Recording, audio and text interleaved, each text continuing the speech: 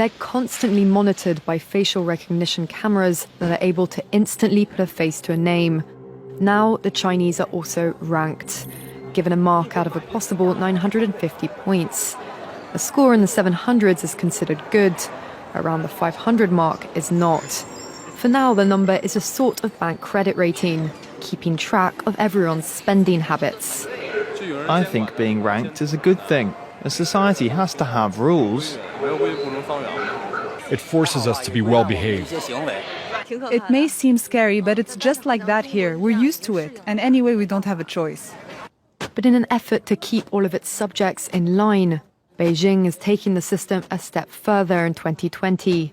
It's aggregating data gathered by banks, private companies, and the state to rate if someone's a good or bad citizen. By using the most data possible, the so-called big data, the system will play an important role in rebuilding a moral society. The state will go over every detail of a person's life with a fine-tooth comb. Their financial situation, spending habits, career, even behavior on social media. Criticizing the government online or displaying outward signs of wealth is a no-no. On the other hand, praising the party or giving blood increases your social credit. Xiao Wenwang is a model citizen. She lives in Nanjing, a testing ground for social ranking. Married with a child, she has a job in a retirement home, no debts, and she wouldn't dream of jaywalking. As a good citizen, I respect the rules of the road. If I didn't, I'd lose points on my social credit. In theory, everything can be taken into account in the social score, even the most innocuous errands like supermarket shopping. When Xiao Wenwang makes an electronic payment, her purchases tell the state a lot about her. Buying cigarettes would count against her. On the other hand, nappies show she's an attentive mother.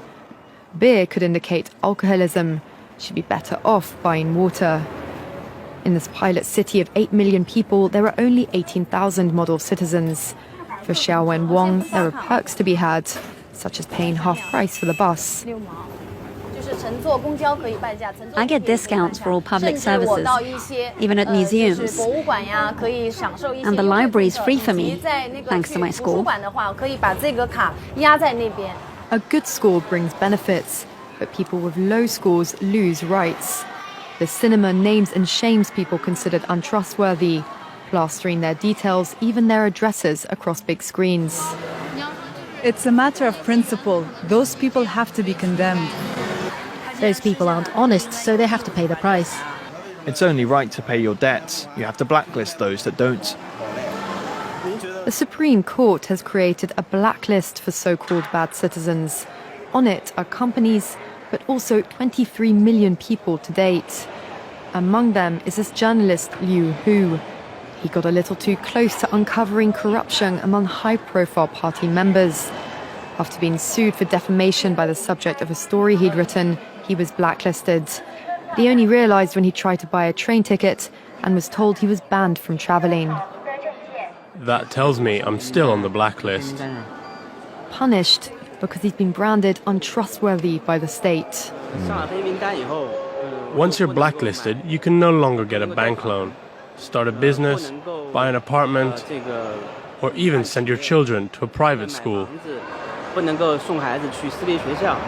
Liu Hu is among a tiny minority of people who have dared to criticize the system, which some are calling a digital dictatorship. I worry, because I think many people like me will be deprived of individual freedoms, and all of us will live with restrictions of one kind or another. After our meeting, Liu Hu learned that his name had been removed from the blacklist, but he still has a long way to go if he doesn't want to languish at the bottom of the social credit hierarchy.